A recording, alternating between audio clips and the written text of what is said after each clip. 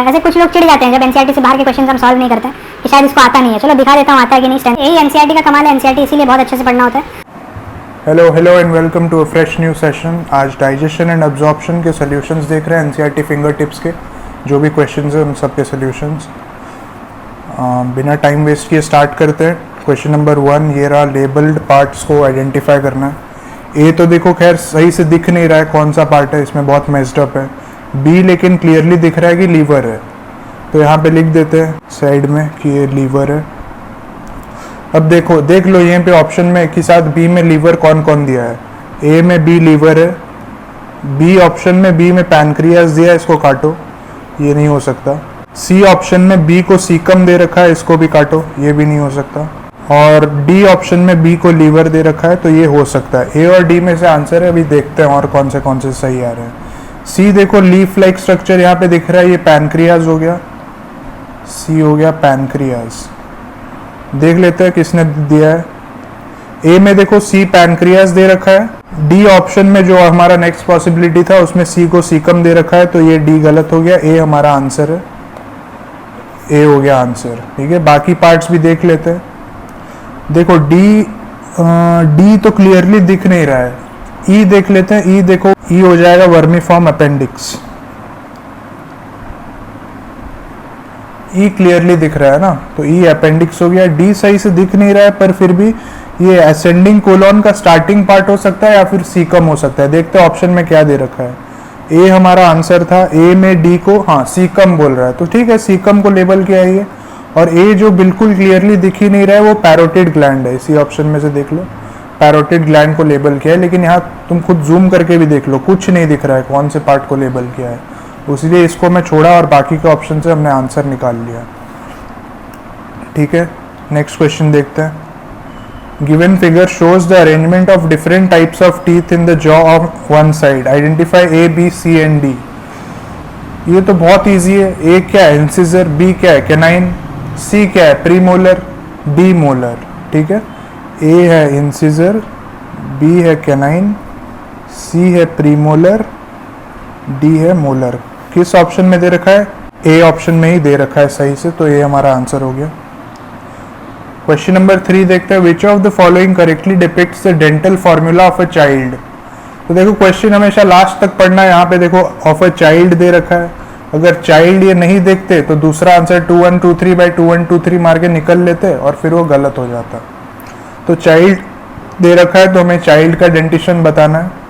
देखो ऑप्शन में से कौन सा होगा, बी हो जाएगा 2102/2102, क्योंकि इनमें प्रीमोलर्स होते नहीं है और लास्ट मोलर होता नहीं है, तो प्रीमोलर की जगह में 0 आ जाएगा।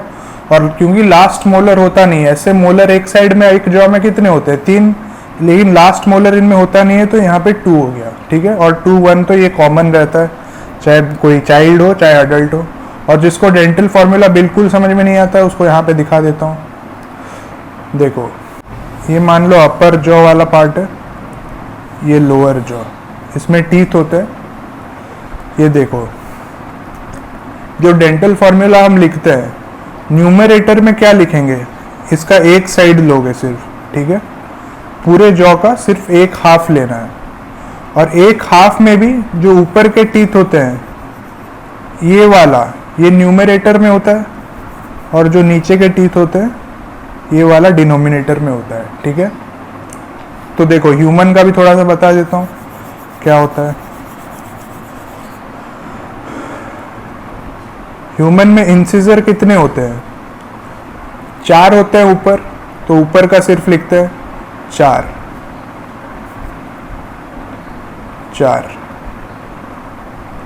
कैनाइन कितने होते हैं ऊपर, खाली ऊपर का बताओ, 2 होते हैं, तो 2।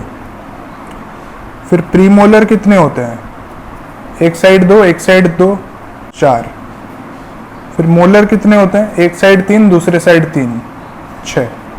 ठीक है, तो जब हम लिखेंगे, हम सिर्फ ऊपर का बता रहा हूं मैं सिर्फ, है ना, ये अपर जॉ ये वाला, इसका बता रहा हूं मैं सिर्फ। अपर जॉ का हम कहाँ पे लिखते हैं डेंटल फॉर्मूला, न्यूमरेटर में, तो इस पार्ट में आएगा। ठीक है, न्यूमरेटर में देखो इंसिजर टोटल 4 है, तो एक साइड में कितने हो गए, 2, तो पहले हम 2 लिखेंगे। कैनाइन टोटल 2, एक इधर एक इधर, एक साइड का सिर्फ हमें लिखना है, सिर्फ एक साइड का, तो एक साइड में कितने हैं? एक। प्रीमोलर टोटल 4 है, एक साइड कितना हो गया? 2। मोलर टोटल 6 है, एक साइड में कितना हो गया? 3। नीचे भी सेम होगा, एग्जैक्टली सेम होता है नीचे, कोई अलग तो होता नहीं है, तो फिर नीचे का भी 2 1 2 3। तो ये आ गया डेंटल फॉर्मूला ह्यूमन एडल्ट्स का 2 1 2 3 बाय 2 1 2 3। ठीक है, इस तरह से इसको समझ सकते हो, डेंटल फॉर्मूला ऐसे लिखते हैं। ठीक है, नेक्स्ट क्वेश्चन पे चलते हैं।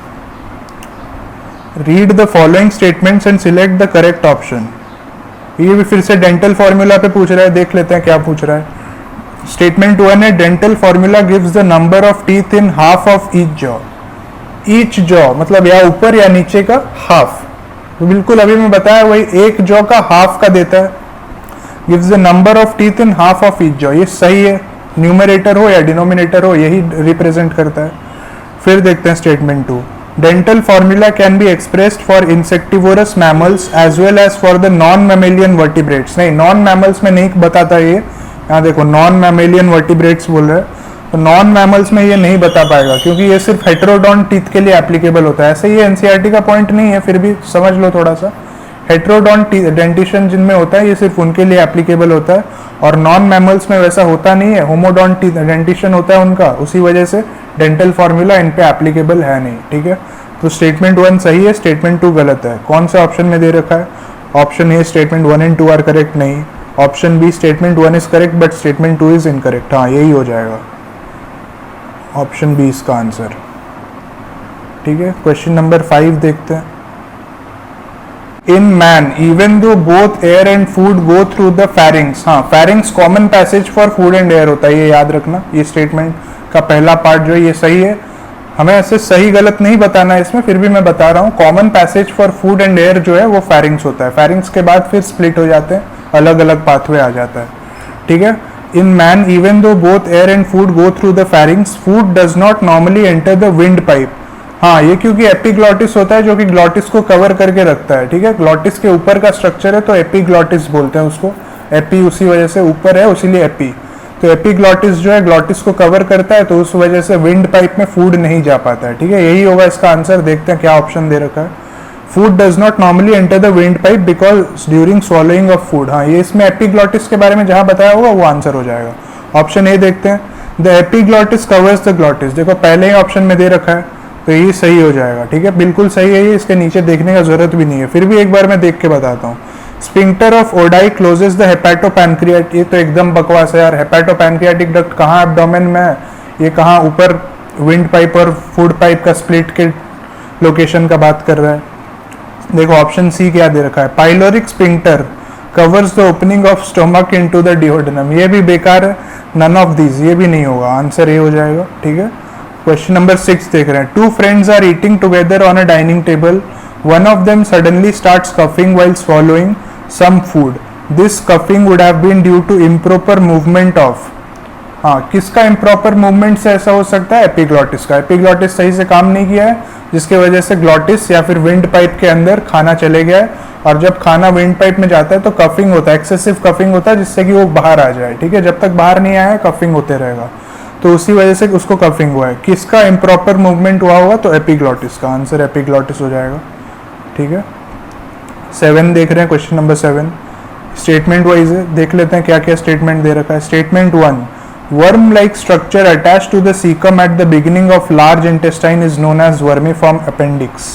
क्या ये सही है? बिल्कुल सही है, वर्म लाइक होता है और ये सीकम के नीचे जस्ट एक एक्सटेंशन की तरह दिखता है, तो ये बिल्कुल इसको वर्मीफॉर्म अपेंडिक्स ही बोलते हैं। स्टेटमेंट 2 देखते हैं, vermiform appendix has no apparent digestive function. इसका कोई डाइजेस्टिव फंक्शन होता है क्या? नहीं होता है। ये वेस्टिजियल ऑर्गन है, इवोल्यूशन में ये पहले हमारे एंसेस्टर्स में काम आता था सेल्यूलोज डाइजेशन के लिए, अभी किसी काम का नहीं है हमें, सिर्फ इवोल्यूशन की वजह से हमें भी पाया जाता है, लेकिन ये किसी काम का नहीं है। और तुम लोग देखे हुए किसी को अगर अपेंडिसाइटिस होता है तो उनका अपेंडिक्टोमी करके अपेंडिक्स को रिमूव कर देते हैं, उसमें अपेंडिक्स में पस वगैरह भर जाता है और इन्फेक्शन हो जाता है तो उसको रिमूव कर देते हैं, फिर भी उस पर्सन को कोई हार्म नहीं होता क्योंकि इनका बॉडी में कोई ऐसा वाइटल सिग्निफिकेंस है नहीं, तो उसको रिमूव करने से भी कोई फर्क नहीं पड़ता है। ठीक है, तो उसी वजह से ये वर्मीफॉर्म अपेंडिक्स जो है ये वेस्टिजियल है और इसका कोई अपरेंट डाइजेस्टिव फंक्शन नहीं होता है। दोनों स्टेटमेंट सही है, both statements 1 and 2 are correct. ठीक है, क्वेश्चन नंबर 8 देख रहे हैं। Diagram of large intestine of man is given here, identify the parts labelled as ABCDEF। ठीक है, कर लेते हैं। देखो छोटा पेंसिल ले लेते हैं। हाँ, बी देखो, बी क्या है? बी है अपेंडिक्स, वर्मीफॉर्म अपेंडिक्स। ए क्या है?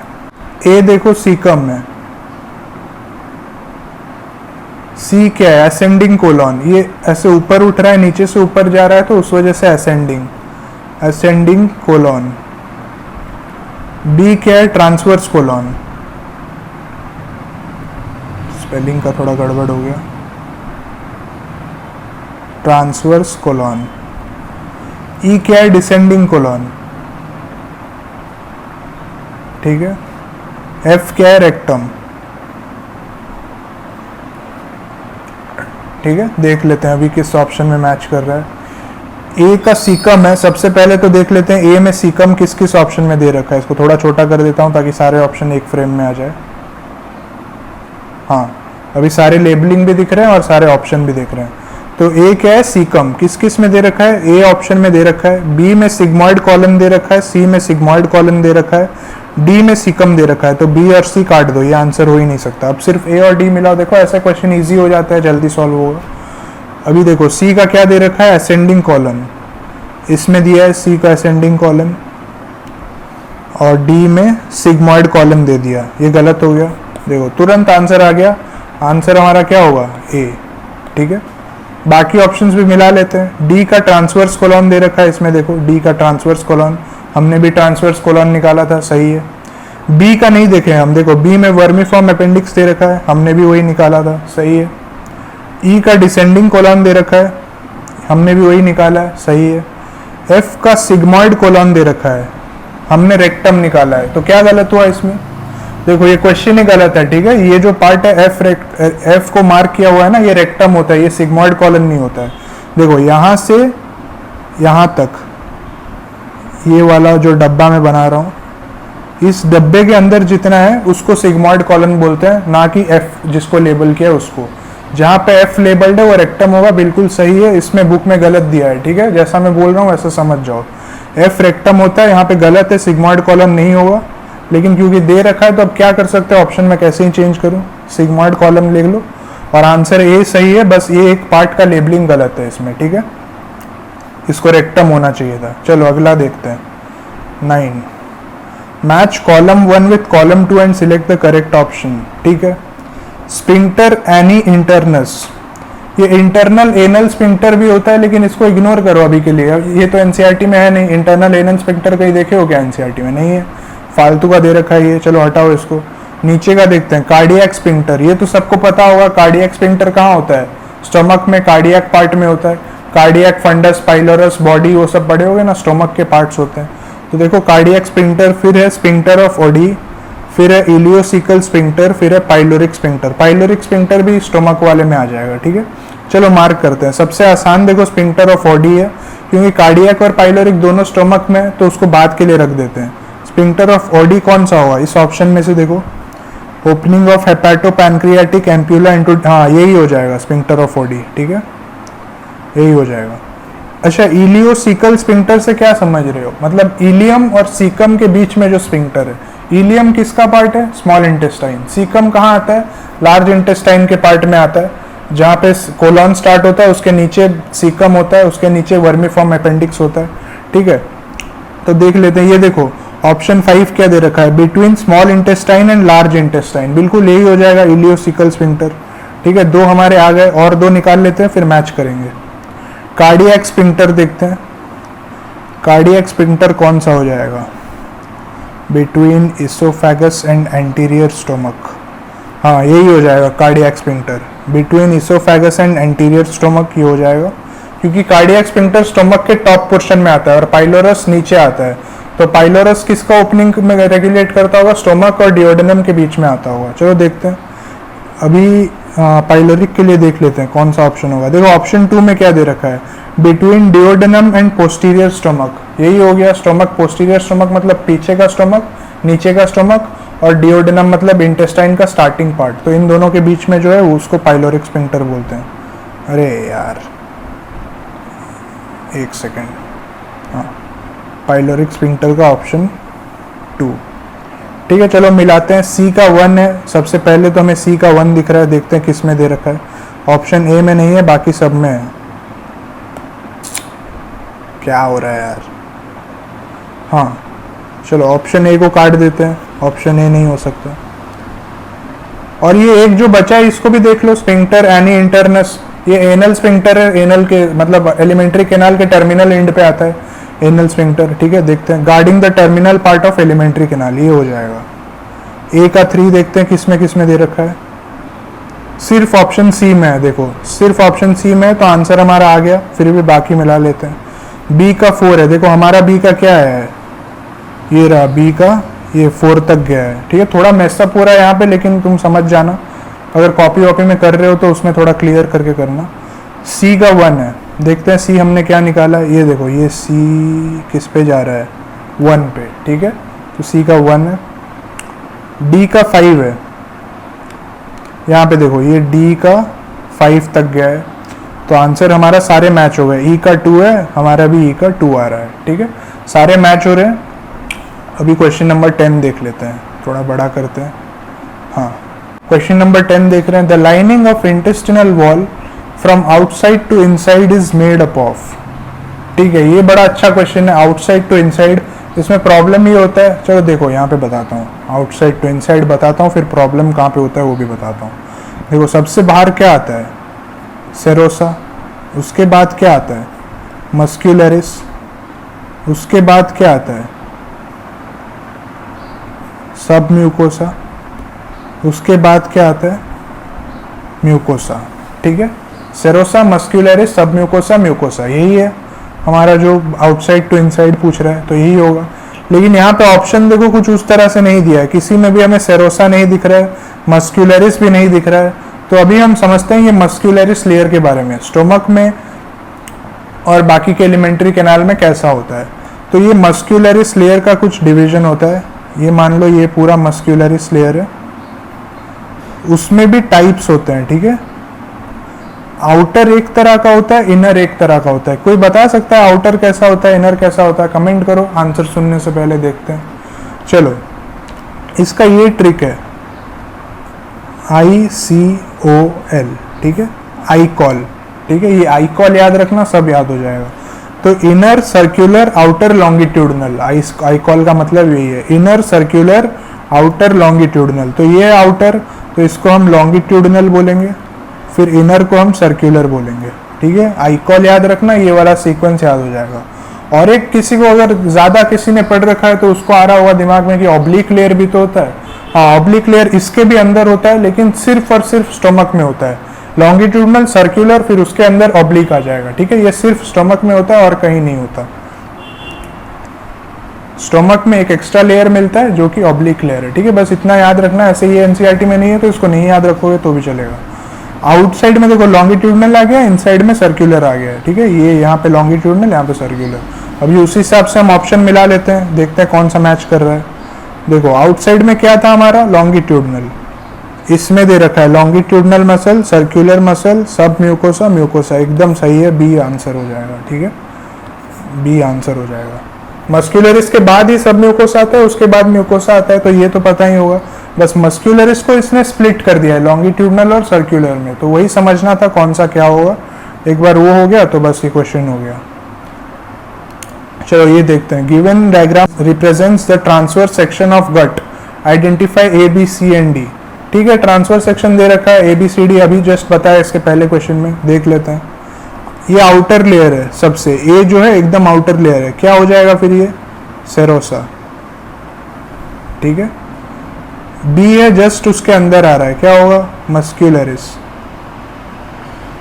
सी उसके बाद मस्क्यूलरिस के अंदर आ रहा है, क्या होगा, सब म्यूकोसा। फिर डी सबसे इनरमोस्ट लेयर है, क्या होगा, म्यूकोसा। ठीक है, यही स्प्लिट है। अभी देख लो किस में दे रखा है, ऑप्शन ए में देखो बिल्कुल ऐसे ही दे रखा है जैसे हमने निकाला है, तो आंसर ए हो जाएगा। ठीक है, तो नेक्स्ट क्वेश्चन पे चलते हैं। हाँ, ये क्वेश्चन का टॉप वाला पार्ट में काट दिया हूँ क्योंकि नहीं तो जगह नहीं होता है इसको पेज में। ठीक है, टॉप वाला पोर्शन काट दिया हूँ, लेकिन इसमें यही है कि ABCD जो दे रखा है उसको आइडेंटिफाई करना है, ABC, ठीक है।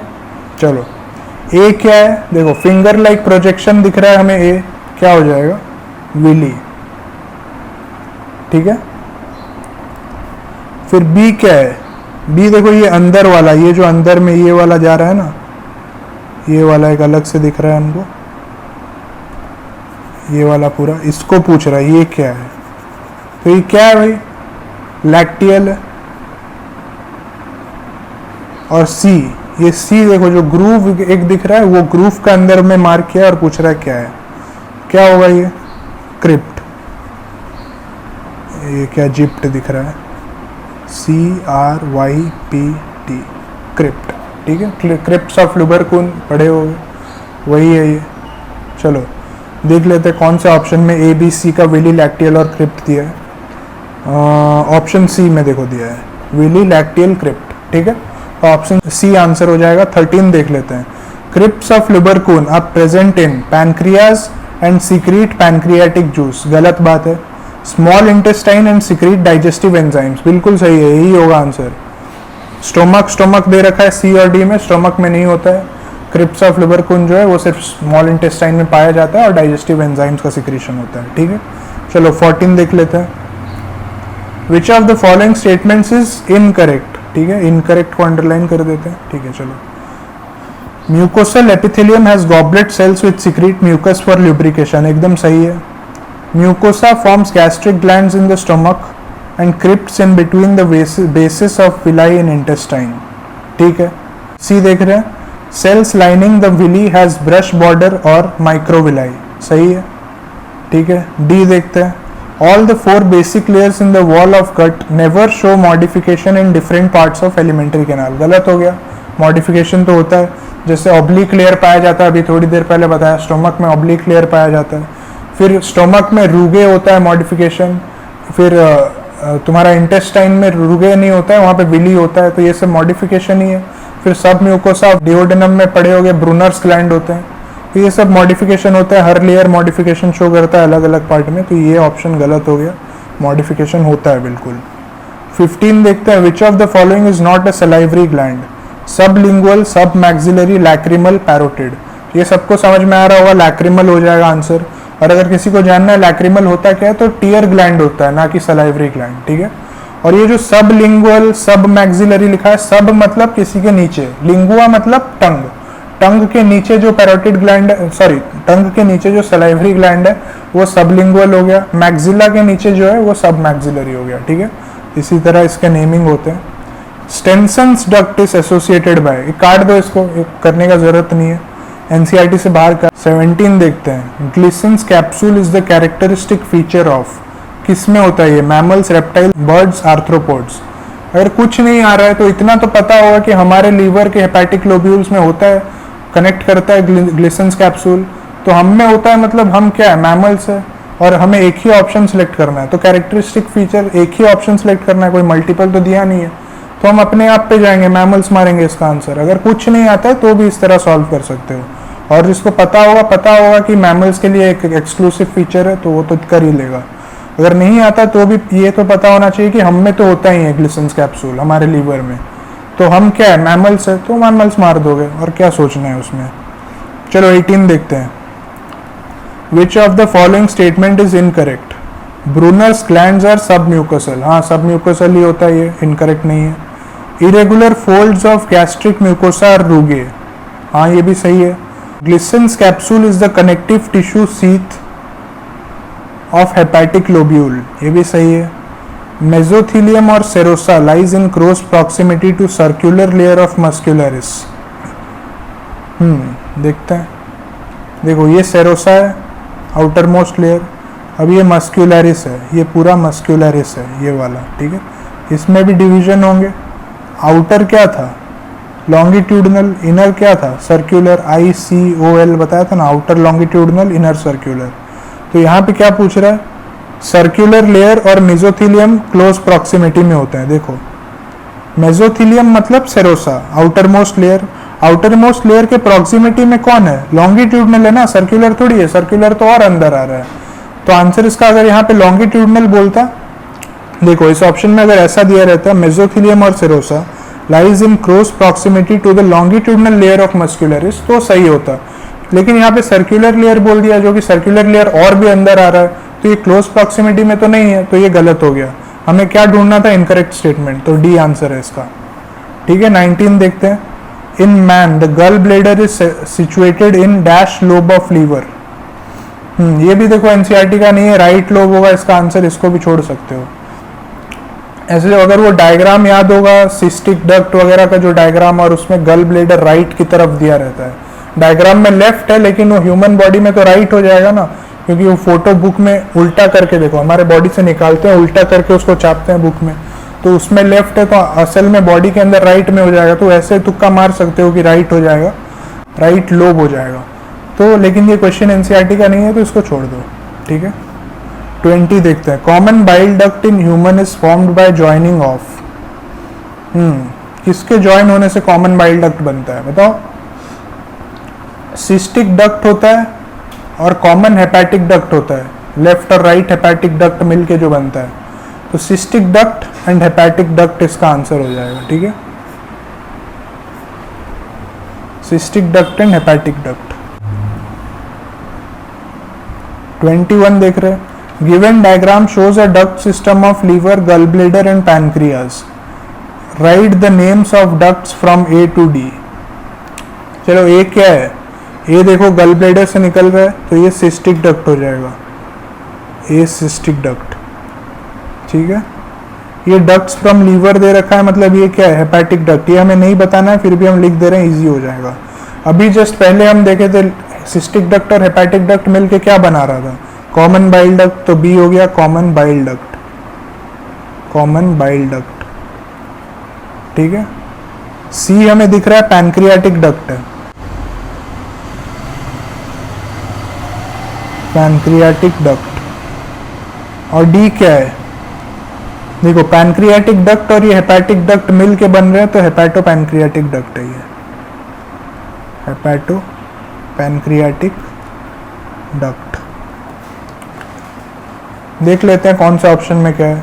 ए का सिस्टिक डक्ट है, जिसमें है उसको पहले देखते हैं। ये रहा ए का सिस्टिक डक्ट, इसमें कॉमन बाइल डक्ट दे दिया है ऑप्शन 2 में, इसको काट दो। सी में भी सिस्टिक डक्ट है, डी में भी सिस्टिक डक्ट है। ए, सी और डी में से आंसर आएगा। अब बी क्या था? Common bile duct. किसमें दे रखा है? ए में दिया है कॉमन बाइल डक्ट, बी तो हो नहीं सकता, सी में दिया है बाइल डक्ट, डी में दिया है पैनक्रियाटिक डक्ट। एक बार के लिए डी को काटो, सी को मत काटो। ऐसे कॉमन बाइल डक्ट होना चाहिए था, लेकिन ये बाइल डक्ट बोल रहा है तो भी ठीक है, इसको कंसिडर करते हैं अभी के लिए। ऐसे बाइल डक्ट जो है वो एक्चुअली सिस्टिक डक्ट होता है, क्योंकि जो गल ब्लेडर से निकलता है वही बाइल डक्ट है, सिस्टिक डक्ट बोलते हैं उसको। तो ये आंसर हमारा ए ही आएगा, लेकिन फिर भी एक बार मिलाते हैं। सी क्या था हमारे ऑप्शन में? हमने निकाला था पैनक्रियाटिक डक्ट। ठीक है, देखते हैं। ए में दिया है पैनक्रियाटिक डक्ट, सी में दिया है हेपेटो पैनक्रियाटिक डक्ट। गया सी, अब तो पूरा गया ही गया, ए ही बचता है, तो ये आंसर हो जाएगा। डी हमने क्या निकाला था? हेपेटो पैनक्रियाटिक डक्ट, इसमें भी वही दे रखा है, तो ए बिल्कुल सही है, ए आंसर। ठीक है, चलो 22 देखते हैं। Match column 1 with column 2। ठीक है, मैच कर लेते हैं। हेपेटिक लोब्यूल है कॉलम 1 में, क्रिप्स ऑफ लुबरकुन है, स्पिंक्टर ऑफ ओडाई है, सिस्टिक डक्ट है। ठीक है, चलो मिलाते हैं। हेपेटिक लोब्यूल को कौन कनेक्ट करता है? ग्लिसन्स कैप्सूल, तो ये हो जाएगा। Crypts of Lieberkuhn, base of villi, ये हो जाएगा। Sphincter of Oddi, hepatopancreatic duct, ये इसके एम्प्यूला को गार्ड करता है ना। और सिस्टिक डक्ट गल ब्लेडर। ठीक है, चलो अभी मैच कर लेते हैं। ए का 2, बी का 1, ए का 2, बी का 1, और किसी में नहीं दिया, यही आंसर हो जाएगा। बाकी दो भी मैच कर लेते हैं। देखो सी का 4, डी का 3, सी का 4, डी का 3। ठीक है, ये बिल्कुल सही है। क्वेश्चन 23 देखते हैं। क्वेश्चन 23 स्टेटमेंट वाइज है, चलो देखते हैं। Glycogen of liver is principal source of blood sugar in case of emergency. नहीं, ऐसा तो नहीं होता है, और भी जगह में होता है, मसल्स में भी स्टोर्ड होता है, फिर तुम्हारा एडिपोज टिश्यू में भी स्टोर्ड होता है। ठीक है, तो ये प्रिंसिपल सोर्स तो नहीं हुआ। Blood sugar level falls rapidly after hepatectomy. Hepatectomy मतलब लीवर का सर्जरी, लीवर का रिमूवल। ठीक है, तो ब्लड शुगर लेवल क्या रैपिडली फॉल होगा? हाँ होगा। इसको रिमूव करने से ब्लड शुगर लेवल जो कि sole source of blood sugar है वो फॉल हो जाएगा। ये स्टेटमेंट सही है। ऐसे ये क्वेश्चन को बिल्कुल इग्नोर कर सकते हो, ये एनसीईआरटी का तो कहीं से भी नहीं है। पता नहीं कौन सा एमबीबीएस का क्वेश्चन डाल रखा है, हेपेटेक्टोमी, ये सब हमें नहीं पढ़ना है, ठीक है। लेकिन ये स्टेटमेंट्स मैं बता दिया कौन सा सही है कौन सा गलत है। पहला गलत है, दूसरा सही है, ठीक है। Statement 1 is incorrect, 2 is correct. इसको इग्नोर करो, बिल्कुल नहीं चाहिए तुम्हें। चलो फिर से एक स्टेटमेंट वाइज क्वेश्चन है, देखते हैं। Second largest digestive gland in our body is pancreas. हाँ बिल्कुल सही है। पहला सबसे लार्जेस्ट कौन सा होता है? फर्स्ट लार्जेस्ट कौन सा है? लीवर। उसके बाद आता है पैनक्रियास, ये सही है, सेकेंड लार्जेस्ट होता है ये। फिर स्टेटमेंट 2 देखते हैं। Pancreas function both as exocrine and endocrine gland. हाँ ये भी सही है। एक्सोक्राइन में एंजाइम्स तो होते ही है और एंडोक्राइन में आइलेट्स ऑफ लैंजरहैंस होते हैं जिससे कि हार्मोन्स भी रिलीज होते हैं, इंसुलिन, सोमैटोस्टैटिन वगैरह। तो ये बिल्कुल मिक्सोक्राइन ग्लैंड भी बोलते हैं इसको इसी वजह से, क्योंकि ये एंडोक्राइन और एक्सोक्राइन बोथ फंक्शंस को प्ले करता है। तो ये दोनों ही स्टेटमेंट सही है। Statement 1 and 2 both are correct. 25 देख लेते हैं। Which of the following statements is incorrect about pancreas? It is a compound gland and it has both exocrine and endocrine part. Pancreas में तो हाँ दोनों होते हैं और उसी वजह से ये कॉम्पाउंड ग्लैंड भी हो जाता है। ये सही है, लेकिन हमें क्या निकालना है? इनकरेक्ट। इनकरेक्ट स्टेटमेंट पकड़ना है। चलो देखते हैं। Exocrine part secretes alkaline pancreatic juice having enzymes, बिल्कुल सही है। C endocrine parts secretes hormones like insulin and glucagon, ये भी सही है। It is surrounded by Glisson's capsule, ये गया। ये लीवर होता है, पैनक्रियाज नहीं होता है, ठीक है। तो यही आंसर हो जाएगा। 26 देखते हैं।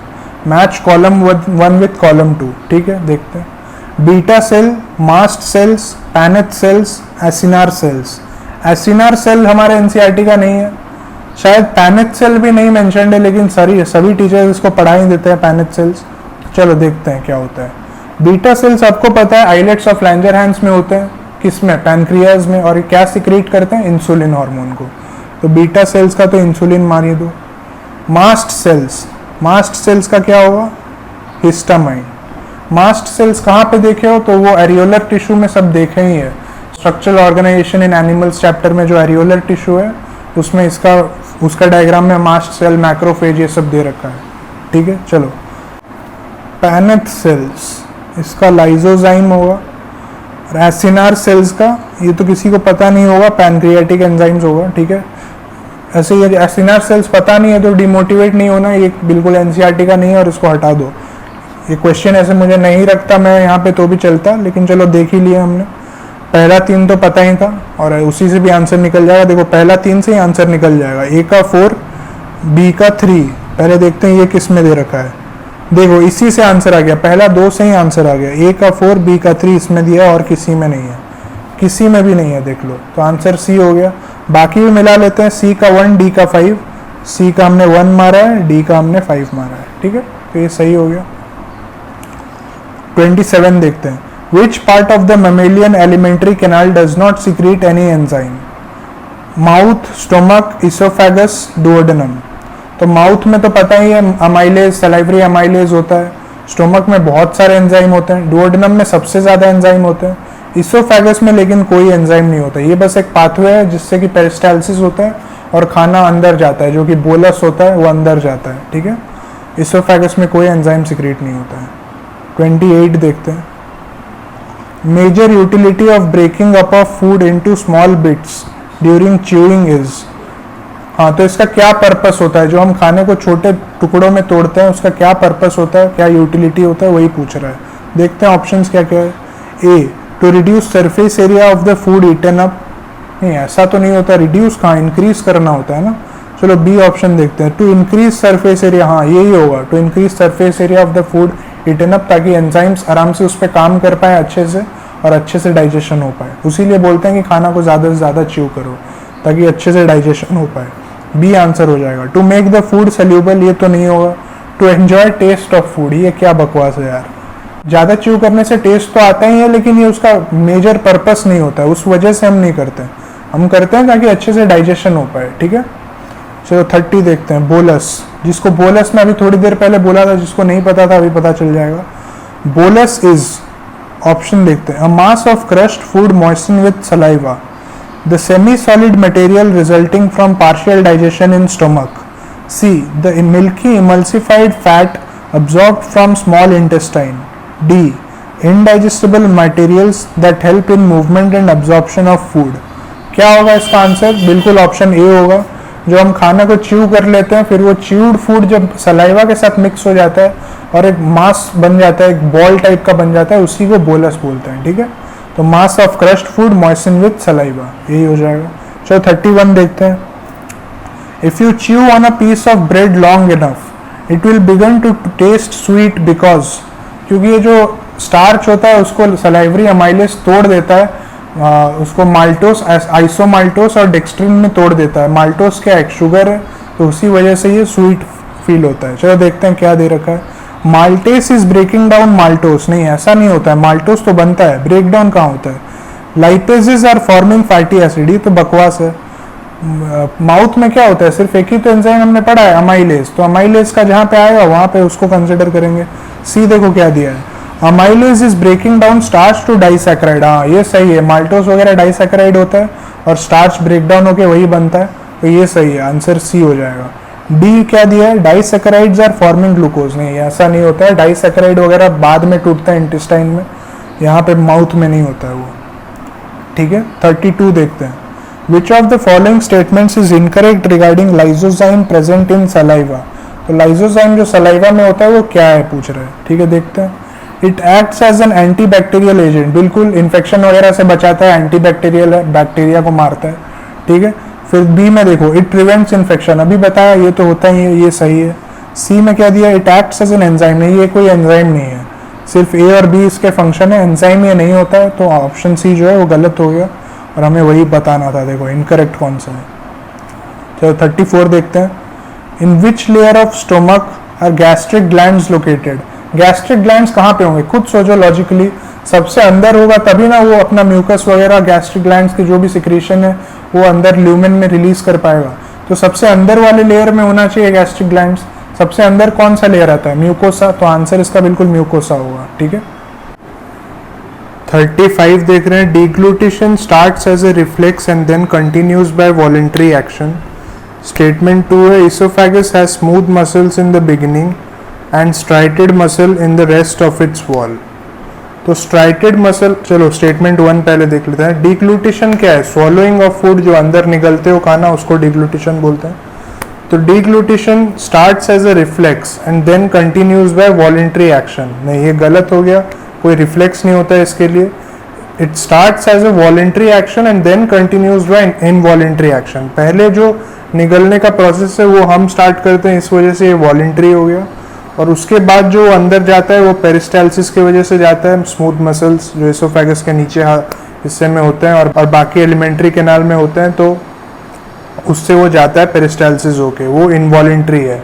स्टार्ट एक वॉलंटरी एक्शन से होता है बट कंटिन्यू एक इनवॉलंटरी एक्शन से होता है. तो पहला स्टेटमेंट में बोल रहा है स्टार्ट रिफ्लेक्स से होता है और कंटिन्यू वॉलंटरी एक्शन से होता है, पूरा ही गलत हो गया. स्टेटमेंट 2 देखते हैं. Oesophagus has smooth muscles in the beginning and striated muscles in the rest of its wall. ये उल्टा हो गया. बिगिनिंग में थोड़ी सी पार्ट के लिए स्ट्राइटेड मसल्स होते हैं, उसके बाद स्मूथ मसल्स होते हैं, तो ये भी गलत हो गया. Both statements 1 and 2 are incorrect. Answer D. 36 देख रहे हैं. मैच करना है column 1 column 2. Peptic cells, oxyntic cells और गॉबलेट सेल्स. सबको पता होगा इनके बारे में. पेप्टिक सेल्स का दूसरा नाम क्या होता है? Chief cells. ऑक्सेंटिक सेल्स का दूसरा नाम क्या होता है? Parietal cells. ठीक है, और इनका फंक्शंस कैसे करेंगे? पेप्टिक सेल्स जो होते हैं वो क्या रिलीज करते हैं? प्रो एंजाइम्स जैसे कि पेप्सिनोजेन. फिर पेप्सिनोजेन कब एक एक्टिव एंजाइम होता है? जब वो कन्वर्ट हो जाता है HCl की वजह से पेप्सिन में. HCl पेप्सिनोजेन को पेप्सिन में कन्वर्ट करता है, फिर पेप्सिन जो है वो प्रोटीन्स का ब्रेकडाउन करता है. ठीक है, तो पेप्टिक सेल्स का हो जाएगा 3 प्रो एंजाइम्स. ऑक्सेंटिक सेल्स या पेरिएटल सेल्स जो होते हैं, यहाँ से क्या रिलीज होता है? HCl. और कैसल्स इंट्रिंसिक फैक्टर भी होता है, लेकिन यहाँ पे HCl दिया है तो HCl मारेंगे. फिर है गॉबलेट सेल्स. गॉबलेट सेल से क्या रिलीज होता है? म्यूकस. ठीक है, तो आंसर मिला लो. ए का 3, बी का 4, सी का 1, ए का 3, बी का 4, सी का 1। आंसर डी में दे रखा है तो डी आंसर हो जाएगा। चलो 37 देखते हैं, इसमें भी मैच करना है, सेम टाइप का क्वेश्चन है। म्यूकस नेक्स्ट सेल पहले पूछ रहा है, ये तो नाम से ही क्लियर है, म्यूकस रिलीज करता है तो म्यूकस। पेप्टिक सेल या चीफ सेल अभी बताया, इनएक्टिव एंजाइम पेप्सिनोजेन को रिलीज करता है। फिर पेरिएटल या ऑक्सिंटिक सेल, ये जो है ये एचसीएल या फिर इंट्रिंसिक फैक्टर, कौन सा intrinsic factor, Castle's intrinsic factor, vitamin B12 के एब्जॉर्प्शन के लिए ये काम आता है, ठीक है। तो ये हो गया मैचिंग, इसका क्या आंसर आ रहा है, ए का 2, बी का 3, सी का 1। ए का 2, बी का 3, सी का 1, ए में दे रखा है, ए आंसर हो जाएगा।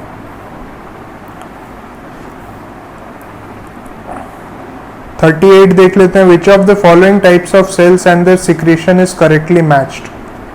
ठीक है, देखते हैं किसका सिक्रीशन सही से मैच किया है। यहाँ पे करेक्टली बोला है, उसको अंडरलाइन कर दो, नहीं तो फिर इनकरेक्ट ढूंढने लग जाओगे, क्योंकि ज़्यादातर क्वेश्चन में इनकरेक्ट पूछ रहा है आजकल। ठीक है, ए ऑप्शन देखते हैं, oxyntic cells, a secretion with pH between 2 to 3। ऐसे 1.8 दे रखा है एनसीईआरटी में, लेकिन फिर भी 2 to 3 जो pH है, ये किसका pH है, एसिड का या बेस का, एसिड का।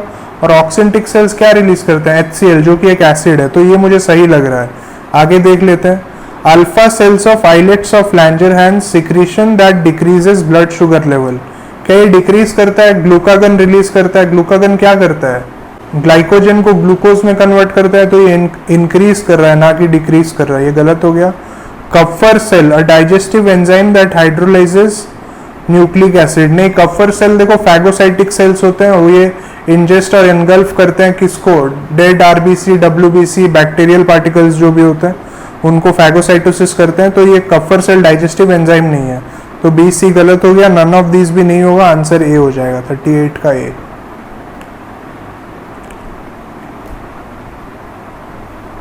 थर्टी 39 देखते हैं, मैच कॉलम 1 विथ कॉलम 2। ठीक है, वैन कप्फर सेल, कप्फर सेल कहाँ पे होते हैं, तो लीवर में होते हैं, याद रखना, फंक्शन में बताया, फैगोसिटिक इन नेचर होते हैं और लीवर में होते हैं। बीटा सेल्स, बीटा सेल्स कहाँ पे होते हैं, पैनक्रियाज में, पैनक्रियाज में भी कहाँ पे, तो आइलेट्स ऑफ लैंजरहैंस में, अल्फा बीटा डेल्टा वो सब वहीं पे होते हैं। ऑक्सिंटिक सेल्स कहाँ पे होते हैं, स्टोमक में, क्योंकि स्टोमक में ही है ना, पेरिएटल सेल्स, नेक सेल्स, चीफ सेल्स, वो सब स्टोमक में ही है। क्रिप्स ऑफ लुबरकुन, ये कहाँ होता है, स्मॉल इंटेस्टाइन में, ये हम पहले भी देख चुके हैं, चलो मैच कर लेते हैं। क्रिप्स ऑफ लुबरकुन का आंसर ये स्मॉल इंटेस्टाइन हो जाएगा। One Kupffer cell, liver sinusoids. Beta cells, islets of Langerhans. Oxyntic cells, stomach. ये थायराइड ग्लैंड जो दे रखा है ये बेकार है, किसी का आंसर नहीं है, ऐसे ही दे रखा है कंफ्यूज करने के लिए, तो ये हमारा आंसर आ गया। देख लेते हैं किस में मैच कर रहा है, ए का 2, बी का 1। पहले तो ये देखते हैं, ए का 2, बी का 1 इसी में दिया, यही आंसर हो जाएगा, डी। फिर भी दूसरा मैच कर लेते हैं, सी का 4 आ रहा है, डी का 5 आ रहा है। सी का 4, डी का 5, सारे सही है। आगे चलते हैं, क्वेश्चन नंबर 40, इसमें भी मैच करना है, देख लेते हैं। कॉलम 1 में goblet cells, lysozyme, saliva, oxyntic cells. ठीक है, देख लेते हैं क्या क्या होगा। गॉबलेट सेल्स का क्या होगा, म्यूकस होगा। लाइजोजाइम क्या है, एंटीबैक्टीरियल एजेंट है। सलाइवा का देखो सबलिंगुअल ग्लैंड, क्योंकि ये ग्लैंड होते हैं सबलिंगुअल, सब मैक्सिलरी और पैरोटिड, तो सबलिंगुअल दे रखा है तो हम उस पे जाएंगे। ऑक्सिंटिक सेल्स क्या रिलीज करता है, तो HCl। ये हो गया ए का 2, बी का 1, सी का 4, डी का 3। ए का 2, बी का 1, सी का 4, डी का 3, आंसर डी हो जाएगा। चलो आगे देखते हैं 41, which of the following statements is correct. Goblet cells secrete pepsinogen, parietal cells secrete hydrochloric acid, argentaffin cells secrete mucus, chief cells secrete gastrin. कौन सा सही है, हम पहले भी देख चुके हैं, पेरिएटल सेल्स जो होते हैं वो हाइड्रोक्लोरिक एसिड और intrinsic factor, Castle's intrinsic factor को रिलीज करते हैं, जिसकी वजह से इसका आंसर बी हो जाएगा, parietal cells secrete hydrochloric acid. ये सही है, बाकी सारे गलत है। 43 देखते हैं, food mixes thoroughly with the acidic gastric juice of stomach by churning movement of its muscular wall, what do we call the food then. तो स्टोमक में चर्निंग मूवमेंट्स के बाद जो बच जाता है फूड, उसको क्या बोलते हैं, काइम बोलते हैं। ये पढ़े ही हो गए, काइम दे रखा है एनसीईआरटी में। स्टोमक के चर्निंग मूवमेंट के बाद जो एंड प्रोडक्ट है उसको काइम बोलते हैं, ठीक है। पेप्सिन कन्वर्ट्स प्रोटीन इनटू, किस में कन्वर्ट करता है प्रोटीन को? लाइपेज में कन्वर्ट करेगा क्या? ये तो एंजाइम दे रखा है। अमीनो एसिड में कन्वर्ट करेगा क्या? नहीं, यहाँ पे पूरा डाइजेशन नहीं होता है। पेप्सिन कहाँ पे है? स्टोमक में। स्टोमक में प्रोटीन का फुल डाइजेशन होता है क्या? नहीं, पार्शियल डाइजेशन होता है। तो अमीनो एसिड तो वो इंटेस्टाइन में बनेगा जाके फुल डाइजेशन के बाद। और ये रेनिन, ये तो खैर मिल्क प्रोटीन का डाइजेशन के लिए ये भी एक एंजाइम हो गया। हम आंसर क्या होगा? प्रोटियोसिस एंड पेप्टॉन्स, पार्शियल डाइजेशन के बाद यही बनता है, ठीक है। 45 देखते हैं। Site of action and substrate of rennin are respectively, ठीक है। साइट ऑफ एक्शन क्या होता है, कहाँ पे होता है? ये स्टोमक में। सबस्ट्रेट क्या होता है? मिल्क प्रोटीन, ठीक है। देख लेते हैं किसमें दे रखा है। माउथ एंड स्टार्च, ये तो गलत हो गया। ये किसका होगा answer? Mouth and starch, amylase, salivary amylase का, ठीक है। अगर यहाँ पे रेनिन की जगह सलाइवरी अमाइलेज होता है तो आंसर ये हो जाता। स्मॉल इंटेस्टाइन एंड प्रोटीन, नहीं, स्मॉल इंटेस्टाइन में नहीं होता है, स्टोमक में होता है। स्टोमक एंड केसीन, हाँ ये सही हो जाएगा। फिर देखो स्टोमक एंड फैट दिया है, फैट तो गलत हो गया। केसीन क्यों होगा? देखो जिसको पता नहीं है, मिल्क प्रोटीन जो होता है उसको केसीन बोलते हैं। केसीन को अगर निकाल लो, पनीर वगैरह बना के निकाल लेते हैं अगर मिल्क में से, तो जो पानी बच जाता है वो वे होता है। वे और केसीन ये दो कंपोनेंट्स होते हैं, प्रोटीन पार्ट का नाम केसीन होता है। तो यहाँ पे वही दिया है, स्टोमक एंड मिल्क प्रोटीन, जो कि केसीन है जिसका नाम, ठीक है। 47 देखते हैं। Which enzyme initiates protein digestion, कौन सा एंजाइम इनिशिएट करता है? तो पेप्सिन, स्टोमक में, ठीक है, पेप्सिन होगा। और ये जो सारे दिए हैं कार्बोक्सीपेप्टिडेज, ट्रिप्सिन वगैरह, ये सब पैनक्रियाटिक जूस में होते हैं, ठीक है। यहाँ पे स्टोमक में नहीं होता है, और इनिशिएशन तो स्टोमक में ही होता है प्रोटीन डाइजेशन का, ठीक है। 48 देखते हैं। Digestion of proteins begin in the, अभी किया स्टोमक होगा इसका आंसर। सेकेंड पार्ट देख लेते हैं। डाइजेशन ऑफ पॉलीसैकेराइड्स, पॉलीसैकेराइड्स मतलब क्या? कार्बोहाइड्रेट्स, ठीक है, स्टार्च वगैरह, बिगिन्स इन द डैश। तो प्रोटीन्स तो स्टोमक में स्टार्ट होता है क्योंकि पेप्सिन वहीं पे होता है, और पॉलीसैकेराइड्स का डाइजेशन तो माउथ में ही स्टार्ट होता है। 30% डाइजेशन होता है, पता होगा ये भी, क्योंकि सलाइवरी अमाइलेज होता है, वो स्टार्च को माल्टोस में तोड़ देता है, ठीक है। तो इसका आंसर पहले का होगा स्टोमक, सेकेंड बिट का होगा माउथ। किस में दिया है? सी में दिया है, सी आंसर हो जाएगा बिल्कुल। 49 देखते हैं। What will happen if the secretion of parietal cells of gastric glands is blocked with an inhibitor? तो ये सब ऐसे ही क्वेश्चन को फैंसी कर रहा है, हमें सिर्फ ये बताना है कि अगर पेरिएटल सेल्स से गैस्ट्रिक ग्लैंड में पेरिएटल सेल्स काम ना करे तो क्या होगा। तो क्या करता है पेरिएटल सेल्स? HCl को रिलीज करता है और इंट्रिंसिक फैक्टर को रिलीज करता है। उस हिसाब से ऑप्शन देख लेते हैं। ऑप्शन ए में क्या दिया है? In the absence of HCl secretion inactive pepsinogen is not converted into active enzyme pepsin. ये बिल्कुल सही हो गया। आगे के ऑप्शन फिर भी देख लेते हैं, लेकिन यही आंसर होगा, पता चल रहा है, ठीक है। बी देखते हैं। Enterokinase will not be release from the duodenal mucosa and so trypsinogen is not converted to trypsin. ये सब स्टोमक में होता है क्या? पेरिएटल सेल्स तो स्टोमक में है, और ये इंटेस्टाइन का बात कर रहा है, तो इसको छोड़ दो, ये गलत हो गया, एकदम गलत है ये। Gastric juice will be deficient in chymosin, ये भी बेकार है। Gastric juice will be deficient in pepsinogen, नहीं, पेप्सिनोजन से डेफिशिएंट नहीं होगा, क्योंकि देखो पेप्सिनोजन तो रिलीज हो जाएगा क्योंकि पेप्टिक सेल्स तो काम कर रहे हैं, वहां से पेप्सिनोजन तो रिलीज हो जाएगा, लेकिन पेप्सिनोजन पेप्सिन में कन्वर्ट नहीं हो पाएगा क्योंकि HCl नहीं है हमारे पास। पेरिएटल सेल्स ब्लॉक होने से क्या होगा? HCl नहीं बनेगा। HCl नहीं बनेगा तो पेप्सिनोजन पेप्सिन में कन्वर्ट नहीं होगा। पेप्सिन का डिफिशियंसी होगा, ना कि पेप्सिनोजन का। पेप्सिनोजन तो आ जाएगा, लेकिन पेप्सिन का डिफिशियंसी होगा। तो ये भी गलत हो गया। आंसर हमने जैसे पहले मारा था यही रहेगा, ठीक है। 50 देखते हैं। If for some reason the parietal cells of the gut epithelium become partially non-functional, what is likely to happen? ये भी सेम टाइप का क्वेश्चन है parietal cells पे। देखते हैं क्या ऑप्शन दे रखा है। A, the pancreatic enzymes and specially the trypsin and lipase will not work efficiently. ये गलत है। पैनक्रिया पे हमें जाना ही नहीं, हमें स्टोमक का देखना है। pH of stomach will fall abruptly. pH of stomach will fall abruptly. चलो आगे देखते हैं। गलत है ये भी। फॉल कैसे होगा? पेरिएटल सेल काम नहीं कर रहे हैं ना। Parietal cell of gut epithelium becomes partially non functional. हाँ, पेरिएटल सेल काम नहीं कर रहे हैं तो HCl रिलीज नहीं होगा, पीएच कहाँ से फॉल हो पाएगा? नहीं हो पाएगा, ये गलत है। फिर देखते हैं। Steapsin will be more effective, ये भी गलत है। Proteins will not be adequately hydrolysed by pepsin into proteoses and peptones. ये बेस्ट आंसर है, यही आंसर है। पेप्सिन ही नहीं बन पाएगा, पेप्सिनोजन से पेप्सिन नहीं बन पाएगा, तो प्रोटीन्स जो है वो प्रोटियोसेस और पेप्टॉन्स में कन्वर्ट नहीं हो पाएंगे। तो ये सही है एकदम। फिर नेक्स्ट क्वेश्चन देखते हैं, digestion of which component of food will be affected if the pH of stomach is made 7। PH of stomach made 7 मतलब HCl नहीं है, क्योंकि ये एसिडिक नहीं है। 7 देखो न्यूट्रल पीएच है, एसिडिक नहीं है, एसिड नहीं है, HCl नहीं है, जिस वजह से इसका पीएच 7 है, ना कि 1.8 जो कि हमारे टेक्स्ट बुक में दे रखा है। तो 7 हो गया पीएच, तो अब क्या होगा, जो प्रोटीन को डाइजेस्ट करता था पेप्सिन, पेप्सिनोजन को पेप्सिन में कौन कन्वर्ट करता था, हमारा HCl। अब HCl ही नहीं है तो पेप्सिनोजन जो है वो inactive enzyme, active enzyme pepsin में कन्वर्ट नहीं हो पाएगा, जिससे कि प्रोटीन का डाइजेशन इफेक्ट होगा, प्रोटीन डाइजेशन नहीं हो पाएगा। आंसर इसका प्रोटीन होगा, ठीक है। 53 देख लेते हैं, which of the following has minimum pH. Pancreatic juice देखो अल्कलाइन होता है और गैस्ट्रिक जूस एसिडिक होता है, तो इसी वजह से गैस्ट्रिक जूस आंसर हो जाएगा, इसका मिनिमम पीएच है 1.8 है टेक्स्ट बुक में जो दे रखा है।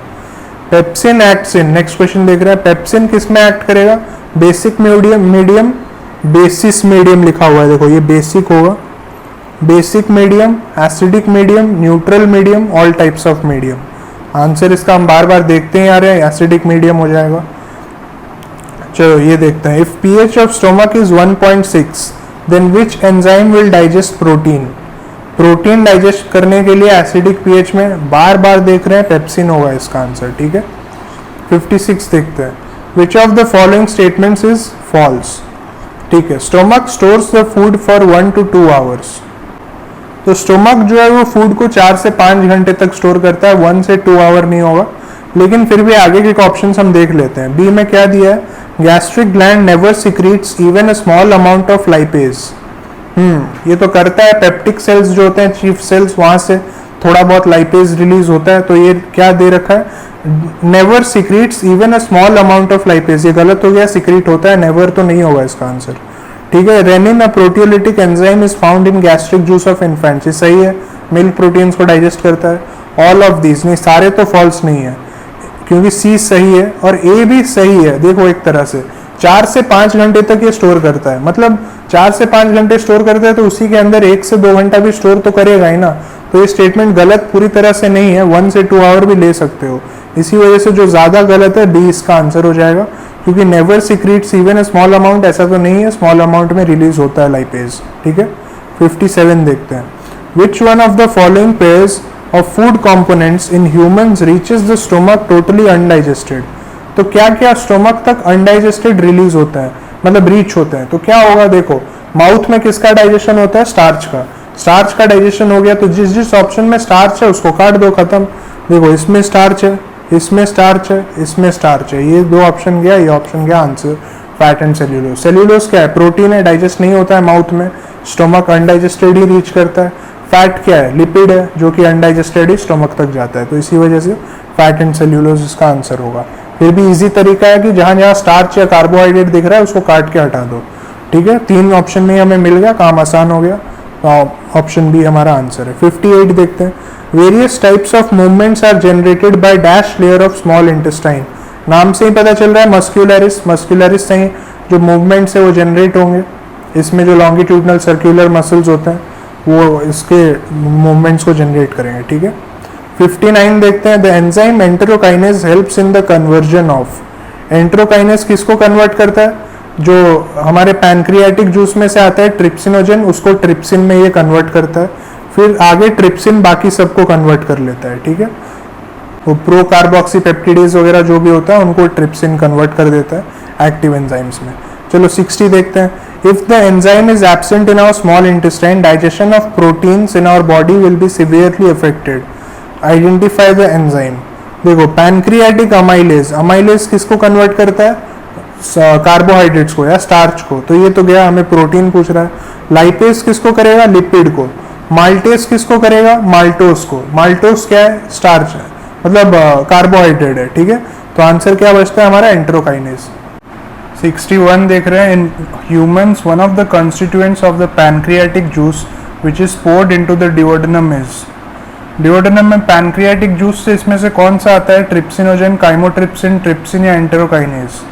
एंटेरोकाइनेज तो पता होगा, सक्कस एंटेरिकस, ये इंटेस्टिनल जूस होता है ना कि पैनक्रियाटिक।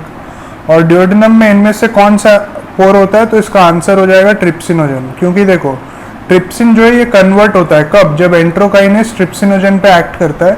ट्रिप्सिनोजेन एक इनएक्टिव एंजाइम है जिसको कि ये ट्रिप्सिन में कन्वर्ट करता है, और काइमोट्रिप्सिनोजेन भी नहीं आता है, मतलब सॉरी काइमोट्रिप्सिन जो यहाँ पे दिया है वो भी नहीं आता है, काइमोट्रिप्सिनोजेन आता है, ठीक है, वो फिर कन्वर्ट होता है ट्रिप्सिन से काइमोट्रिप्सिनोजेन में। तो यहाँ पे अगर काइमोट्रिप्सिनोजेन होता तो ये भी आंसर हो जाता, लेकिन यहाँ पे क्योंकि काइमोट्रिप्सिन है तो ये आंसर नहीं हो पाएगा, सिर्फ ट्रिप्सिनोजेन जो है वो आंसर होगा क्योंकि ये इनएक्टिव फॉर्म है और ये पैनक्रियाटिक जूस में होता है, ठीक है। 62 देखते हैं, mark the odd one out, ठीक है। पहले में क्या है, villi, Brunner's gland, crypts of Lieberkuhn, gastric glands. तो इसमें कौन सा होगा, देखो villi, Brunner's gland, crypts of Lieberkuhn तीनों ही स्मॉल इंटेस्टाइन के पार्ट्स है, और ये जो गैस्ट्रिक ग्लैंड्स है ये स्टोमक में होता है, तो ये हो गया ऑड वन आउट, पहला वाला हो गया गैस्ट्रिक ग्लैंड्स। फिर दूसरा देखते हैं, पेप्सिन, लाइपेज, ट्रिप्सिन और रेनिन, इसमें से कौन सा होगा, पेप्सिन, लाइपेज, ट्रिप्सिन, रेनिन। देखो ये जो पेप्सिन है, ये जो ट्रिप्सिन है और ये जो रेनिन है, ये तीनों प्रोटीन डाइजेस्टिंग एंजाइम है, और ये जो लाइपेज है ये लिपिड को डाइजेस्ट करता है, तो इस वजह से ये हो गया हमारा सेकेंड वाला हो गया लाइपेज, पहला वाला हो गया गैस्ट्रिक ग्लैंड्स, ठीक है। और तीसरा देख लेते हैं, बाइल सॉल्ट्स, बाइल पिगमेंट्स, गल ब्लेडर, गैस्ट्रिक जूस, इसमें से कौन सा होगा, आसानी से दिख रहा है गैस्ट्रिक जूस हो जाएगा। क्यों होगा गैस्ट्रिक जूस, तो देखो बाइल सॉल्ट्स, बाइल पिगमेंट और गल ब्लेडर तीनों ही बाइल से रिलेटेड है। बाइल जो है वो बनता लीवर में लेकिन स्टोर गल ब्लेडर में होता है, और ये बाइल पिगमेंट्स और बाइल सॉल्ट्स भी बाइल के ही कॉन्स्टिट्यूएंट्स है, तो इसी वजह से ये तीन एक तरह के हो गए और ये गैस्ट्रिक जूस ये एक तरह का हो गया, स्टोमक में बनता है, ये गया। तो आंसर हमारा है गैस्ट्रिक ग्लैंड्स, लाइपेज और गैस्ट्रिक जूस। किसमें दिया है, पहले वाले में ही दे रखा है, देखो तो पहला वाला आंसर हो जाएगा।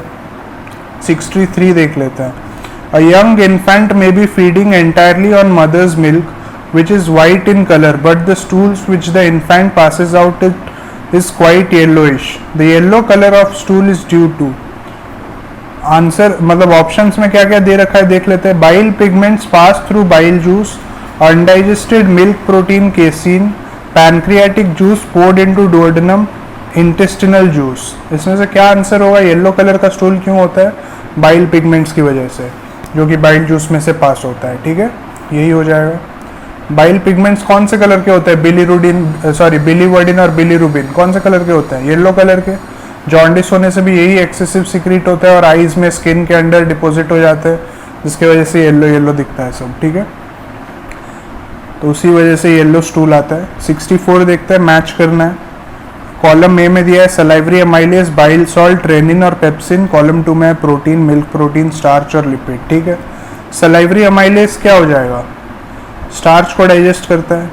बाइल सॉल्ट्स क्या हो जाएगा, लिपिड्स को इमल्सिफाई करता है, इमल्सिफिकेशन ऑफ फैट्स पड़े हो गए। रेनिन क्या होता है, मिल्क प्रोटीन्स को डाइजेस्ट करता है, और पेप्सिन जो है स्टोमक में प्रोटीन्स को प्रोटियोजेस और पेप्टॉन्स में तोड़ता है, ठीक है। तो यही हो जाएगा ए का 3 बी का 4। देखते हैं ए का 3 बी का 4 इसमें दिया है, इसमें दिया है, ये 2 गया। सी का क्या है, सी का 2 डी का 1 इसमें है, आंसर ए, ठीक है। 65 पीएच ऑफ सक्कस एंटेरिकसिस, ये तो सिंपल है, 7.8 बुक में दे रखा है, 7.8 होता है।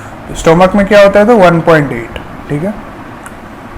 फिर 66 देख लेते हैं, Brunner's gland is present in, ये तो सब बार बार पढ़ते आ रहे हैं, सब म्यूकोसल लेयर ऑफ डुओडेनम, तो ये हो जाएगा।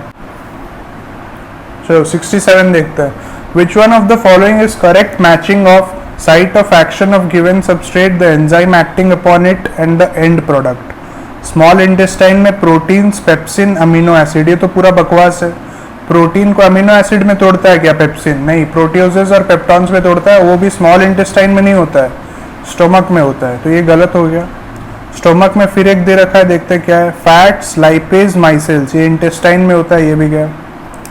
Duodenum, triglycerides, trypsin, monoglycerides, trypsin तो प्रोटीन पे एक्ट करता है, ये तो फैट्स पे दे रखा है, ये भी गया।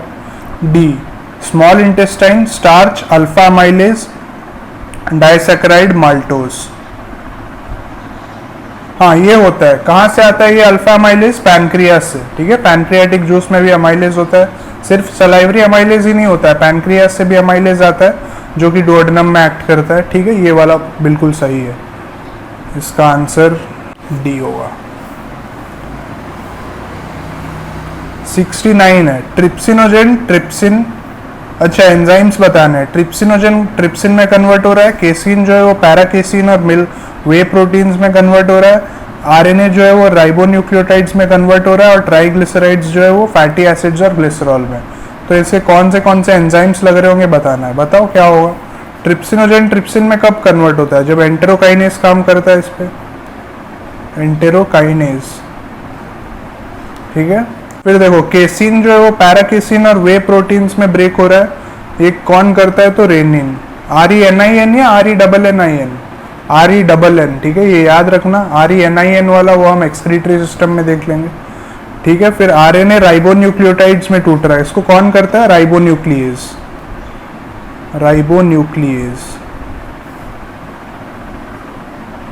फिर ट्राइग्लिसराइड्स फैटी एसिड्स और ग्लिसरॉल में टूट रहा है, इसको कौन करता है? ये लिपिड्स है, तो लिपिड्स को कौन तोड़ता है? लाइपेज। ठीक है, ढूंढ लेते हैं ऑप्शन में। एंटेरोकाइनेज, रेनिन, राइबोन्यूक्लियेज और लाइपेज। एंटेरोक्राइनिन दिया है, रेनिन दिया है, carboxypeptidase, enterokinase, rennin, ribonuclease, lipase. ये बिल्कुल सही है, डी हो जाएगा इसका आंसर। ठीक है, 70 देख लेते हैं। Select the incorrect statement. Lipases and nucleases are not present in pancreatic juice. Goblet cells secrete mucus. Brunner's gland are submucosal gland. Carboxypeptidase catalyzes conversion of proteins, peptones and proteoses to dipeptides. गलत कौन सा है बताओ?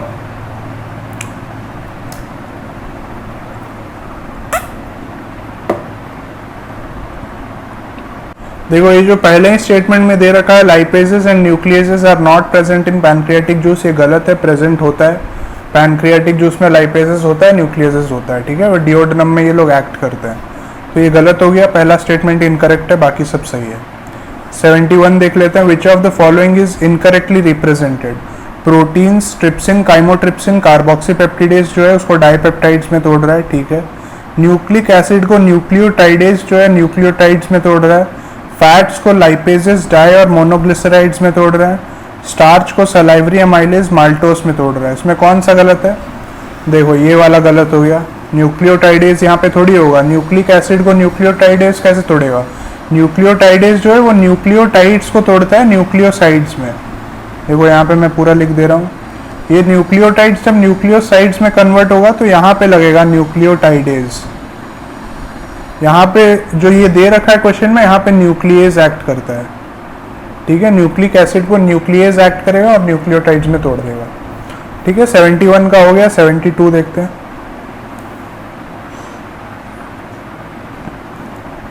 Which of the options given below would not correctly fill the blanks in the following sentence?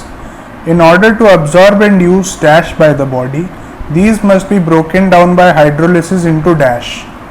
ठीक है, in order to absorb and use मतलब यहाँ पे एक पॉलीमर होना चाहिए या डाइमर ट्राइमर ऐसा कुछ होना चाहिए, और यहाँ पे एक मोनोमर होना चाहिए।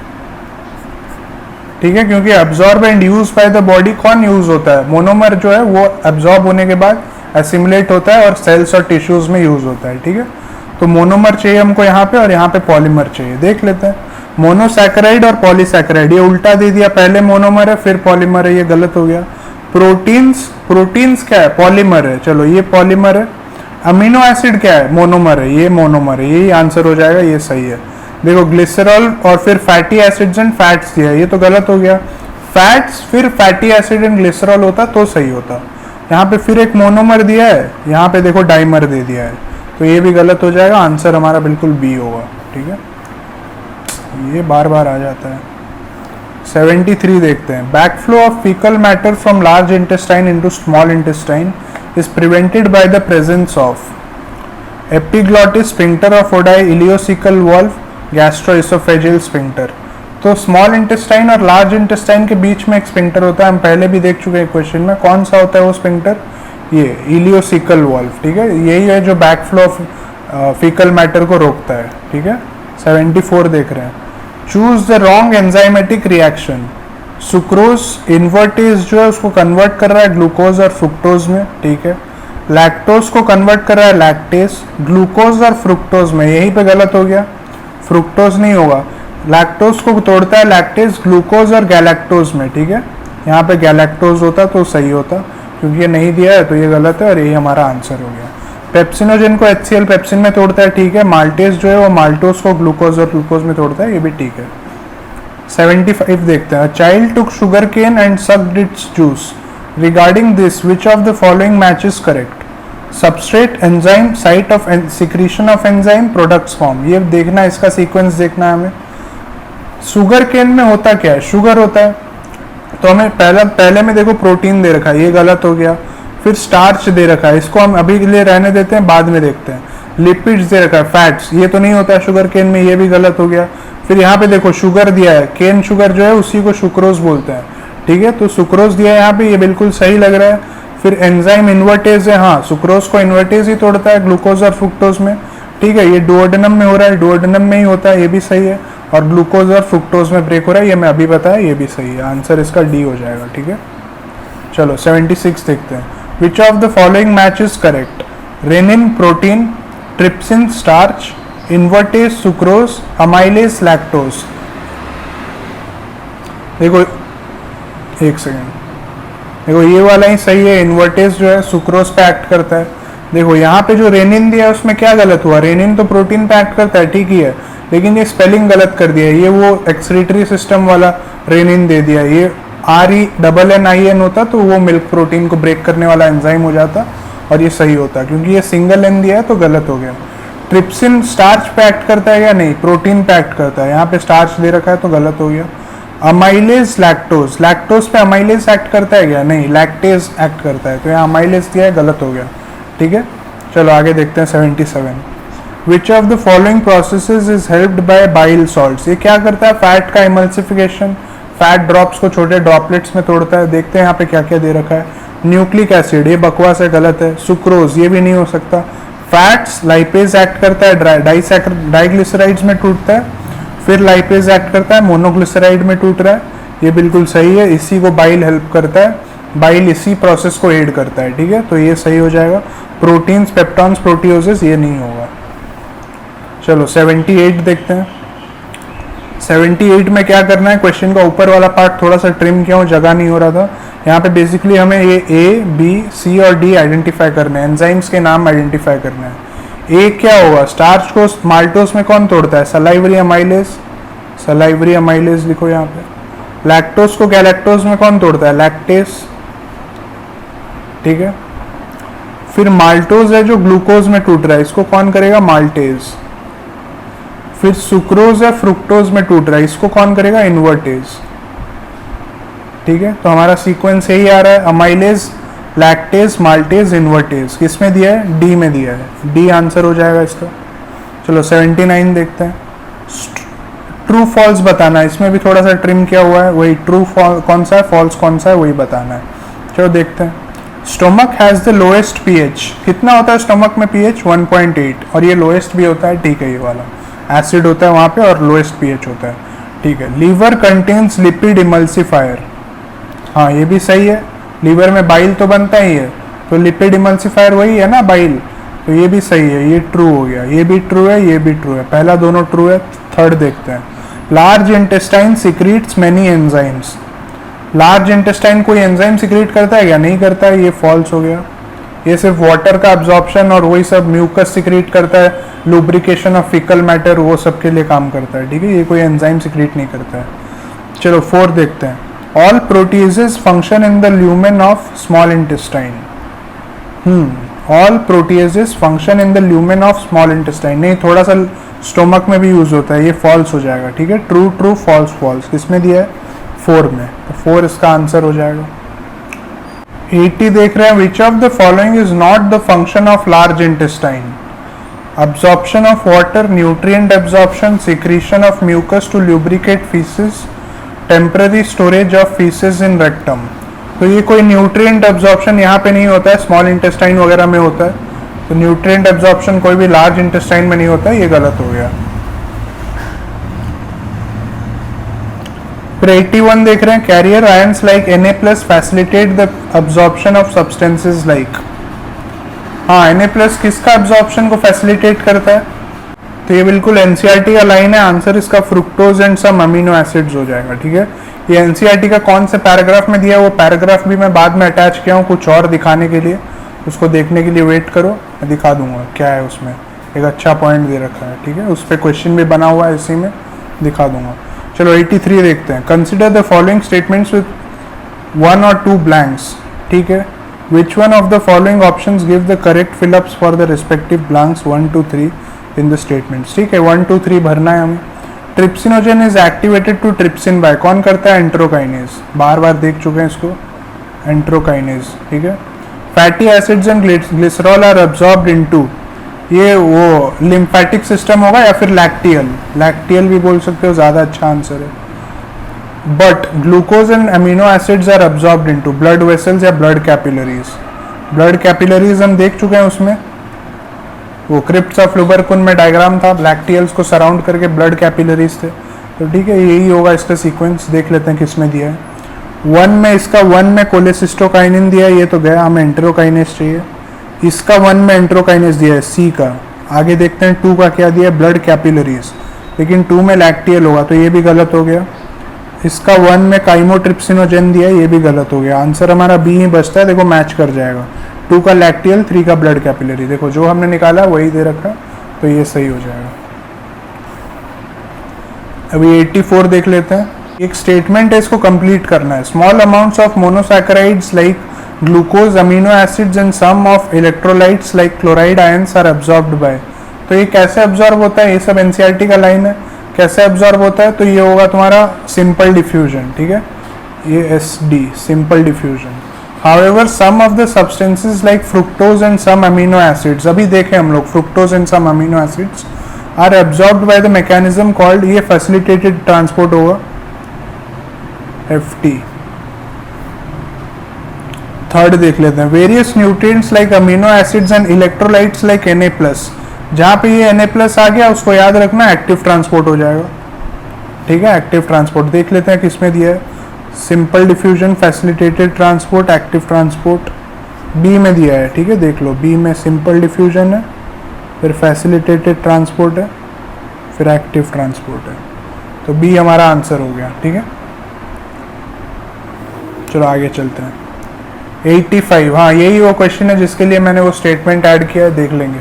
स्टेटमेंट तो नहीं, वो पैराग्राफ एक ऐड किया, उसको दिखाऊंगा। During absorption of carbohydrates in the blood, the most rapidly transported monosaccharide is, during absorption of carbohydrates most rapidly transported monosaccharide। अच्छा, rapidly कौन ट्रांसपोर्ट होता है, जिसमें एनर्जी का इन्वॉल्वमेंट हो, एटीपी यूज हो रहा हो, तो एनर्जी लगेगा तो जल्दी ट्रांसपोर्ट हो जाएगा। इसका आंसर ग्लूकोज होगा, क्योंकि ग्लूकोज में इसका देखो, मोनोसैकेराइड जो है ग्लूकोज, उसका एक्टिव ट्रांसपोर्ट होता है। क्यों होता है, देखो ग्लूकोज तुम 2 जगह देखे होगे, एक एक्टिव ट्रांसपोर्ट में भी देखे होगे और सिंपल डिफ्यूजन में भी देखे होगे, पर यहाँ पे ध्यान दो, देखो एक वर्ड दिया है, रैपिडली ट्रांसपोर्टेड मोनोसैकेराइड, ठीक है। यही एनसीईआरटी का कमाल है, एनसीईआरटी इसीलिए बहुत अच्छे से पढ़ना होता है। देखो यहाँ पे दे रखा है, ये यहाँ से पढ़ो, ट्रांसपोर्ट ऑफ वाटर, ये अलग कलर से करता हूँ, रुको, हाँ। Transport of water depends upon the osmotic gradient, active transport occurs against the concentration gradient and hence requires energy, ठीक है। ये एनर्जी का बात कर रहा है, मतलब एक्टिव ट्रांसपोर्ट हो गया। देखो इसका examples, various nutrients like amino acids, फिर यहाँ पे देखो वो वर्ड दिया है मोनोसैकेराइड्स लाइक ग्लूकोज, इसीलिए इसको पहले से अंडरलाइन करके रखा हूँ। मोनोसैकेराइड्स लाइक ग्लूकोज दे रखा है, उसीलिए उसी से हमको पता लगाना है कि ये एक्टिव ट्रांसपोर्ट से हो रहा है, ठीक है। तो इसका आंसर उसी वजह से मोनोसैकेराइड लाइक यहाँ पे मोनोसैकेराइड दिया है तो आंसर ग्लूकोज हो जाएगा, ठीक है, समझ गए। और फास्ट ट्रांसपोर्ट होता है वो भी बोला गया, देखो रैपिडली ट्रांसपोर्ट हो रहा है, रैपिडली कौन ट्रांसपोर्ट होगा, जो एक्टिवली एनर्जी को यूटिलाइज करके ट्रांसपोर्ट होगा, उसी का जल्दी ट्रांसपोर्ट होता है, ठीक है। देखो इसी वजह से होता है, एनसीईआरटी इसीलिए बहुत अच्छे से पढ़ना होता है, जो एक एक वर्ड नहीं देखेगा वो फिर मिस आउट कर जाएगा, ठीक है। 86 देखते हैं। Consider the following statements each with 1 or 2 blanks, bile duct and pancreatic duct open together into the duodenum as the, क्या हुआ ये, बाइल डक्ट और पैनक्रियाटिक डक्ट कैसे ओपन होते हैं, हेपेटो पैनक्रियाटिक डक्ट बन के, HPD, हेपेटो पैनक्रियाटिक डक्ट, ठीक है, which is guarded by a sphincter called, कौन सा स्फिंक्टर होता है, स्फिंक्टर ऑफ ओडाई या फिर स्फिंक्टर ऑफ ओडी, जो भी है तुम लोग बोलो, स्फिंक्टर ऑफ ओडी, ठीक है। Dash is a proteolytic enzyme found in gastric juice of infants which help in digestion of milk proteins. Rennin, RENNIN, ठीक है, ये रेनिन हो जाएगा. फिर 3 देखते हैं. Fatty acids and glycerol being insoluble cannot be absorbed into the blood. They are first incorporated into small droplets called, क्या होगा ये small droplets को क्या बोलते हैं? Micelles बोलते हैं. ठीक है, यहाँ पे मैं लिख रहा हूँ micelles. ठीक है, फिर आगे देखते हैं. Which move into the intestinal mucosa. ठीक है, they are reformed into very small protein coated fat globules called the dash. देखो जहाँ पे लिपोप्रोटीन्स का बात आता है, मतलब लिपिड था और उस ड्रॉप्स में प्रोटीन का कोटिंग हो गया, तो उसको फिर क्या बोलेंगे? काइलोमाइक्रोन. ठीक है, यहाँ पे ये देखो काइलोमाइक्रोन हो जाएगा. अभी देख लेते हैं किसमें दिया है. द बाइल डक्ट, ठीक है, आंसर 1 का है हमारा हेपेटोपैनक्रियाटिक डक्ट, इसमें दिया है 1 में कॉमन हेपेटोपैनक्रियाटिक डक्ट. ठीक है, आगे देखते हैं. 2 का है हमारा स्फिंक्टर ऑफ ओडी, इसमें दे रखा है स्फिंक्टर ऑफ ओडी. फिर 4 है हमारा माइसेल्स, 5 है काइलोमाइक्रोन, सी में ही दे रखा है, सी आंसर है. ठीक है, चलो आगे चलते हैं. 88 देख रहे हैं. Which of the following statements is false? Breakdown of most of biomacromolecules occurs in duodenum. Simple substances are absorbed in the jejunum and ileum. Significant digestive activity occurs in large intestine. Undigested and unabsorbed substances are passed on to the large intestine. इसका answer क्या होगा? देखो, significant digestive activity occurs in the large intestine, ये गलत हो जाता है, यही false statement है. large intestine में कोई significant digestive activity नहीं होता है. ठीक है, doesn't occur. चलो 89, 90, 91 नहीं है. देखो सेम टाइप के क्वेश्चंस होंगे या फिर एनसीईआरटी के बाहर के क्वेश्चन होंगे, उसीलिए हटाया हूँ. ये मत समझना कि क्वेश्चन घटाने के लिए हटा दिया हूँ. ठीक है, चलो 92 देखते हैं. In which of the following order the process of digestion proceeds. हाँ, क्या ऑर्डर होता है? सबसे पहले हम खाना को अंदर लेते हैं, इंजेक्शन. इंजेक्शन के बाद क्या होता है? वो कॉम्प्लेक्स फूड का ब्रेकडाउन होता है सिंपलर सब्सटेंसेज में, इसको क्या बोलते हैं? डाइजेशन. डाइजेशन होने के बाद वो फूड हमारा ब्लड स्ट्रीम में जाता है. कैसे जाता है? एब्जॉर्ब होकर, तो एब्जॉर्प्शन 3rd में. फिर ब्लड स्ट्रीम से सारे सेल्स और टिश्यू को मिलेगा, उसको क्या बोलते हैं? असिमिलेशन. ट्रांसफर होता है जो ब्लड स्ट्रीम से हर एक बॉडी पार्ट पे.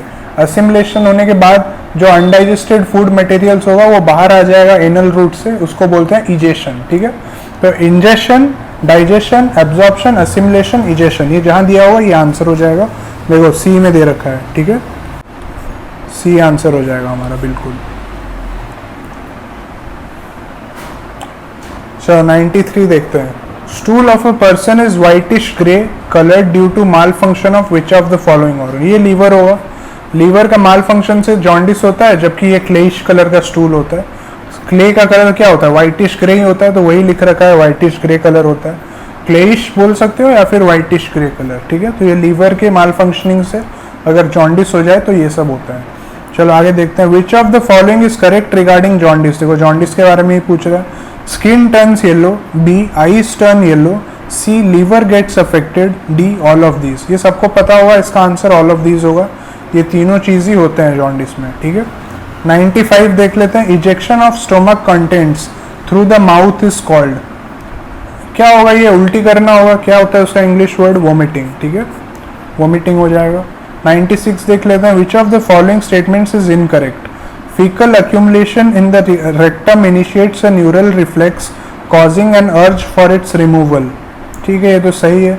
irregular bowel movements cause constipation. ये भी ठीक है. in diarrhea absorption of food is increased. नहीं, डिक्रीज हो जाता है, ये गलत हो गया. यही आंसर हो जाएगा हमारा. ये स्टेटमेंट गलत है. एब्जॉर्प्शन ऑफ फूड डिक्रीज होगा तभी तो बार बार बाहर आ जाता है, तभी तो वो डायरिया होता है. एक्सेसिव जो मोशन होता है, जो इसमें लूज मोशन भी बोलते हैं, वही है ना डायरिया. तो absorption of food is increase कैसे? डिक्रीज होगा. डिक्रीज होगा तभी तो बार बार वेस्ट बन के बाहर आ रहा है. ठीक है, 97 देखते हैं. Anxiety and eating spicy food together in an otherwise normal human में लीड टू.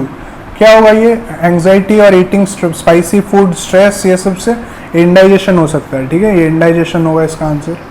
एनसीईआरटी के वर्ड्स है सारे. 98 Which of the following are causes of indigestion? Anxiety, food poisoning, overeating, all of these. ये सारे ही होंगे, ऑल ऑफ दीज इसका answer होगा। ये एनसीईआरटी में जो तुम्हारे डिसऑर्डर्स दिए हुए हैं उसमें जितने भी पार्ट्स लिखे हुए हैं उसको अच्छे से याद कर लेना, वहाँ से क्वेश्चन एक ना एक तो आ ही जाता है किसी ना किसी चैप्टर से, ठीक है। एक कभी कभी दो भी आ जाता है, तो अच्छे से पढ़ लेना डिसऑर्डर्स। चलो 99 देखते हैं। Emaciation of the body, thinning of limbs, skin becoming dry, thin and wrinkled, impairment of growth and development of brain and mental faculties in infants less than a year in age occurs in, इसका answer मैरस्मस होगा। देखो क्वाशियरकर और मैरस्मस के बारे में जो भी दिया है उसको अच्छे से याद कर लेना। वो प्रोटीन एनर्जी माल न्यूट्रिशन PEM एक टॉपिक है, उसमें ये सब मेंशन्ड है, याद कर लेना। और मैरस्मस में एक और पॉइंट याद रखना, it is accompanied by deficiency of proteins and calories both, ठीक है। प्रोटीन्स का भी डेफिशिएंसी होता है और कैलोरीज का भी डेफिशिएंसी होता है इसमें। फिर नेक्स्ट क्वेश्चन देखते हैं क्या दिया है। Kwashiorkor occurs due to deficiency of proteins and calories, नहीं ये तो अभी बताया मैरस्मस में होता है। फिर प्रोटीन डेफिशिएंसी, हाँ ये सही है, इसमें सिर्फ प्रोटीन डेफिशिएंसी होता है, ठीक है। 100 क्वेश्चन हो गए, ये चैप्टर हमारे यहाँ खत्म होता है। इसके बाद देखेंगे कोई एक चैप्टर कर लेंगे, अभी मैं कुछ सोचा नहीं हूँ, जो भी होगा उस हिसाब से, ठीक है। यहाँ पे ये चैप्टर भी रैप होता है। चलो बाय।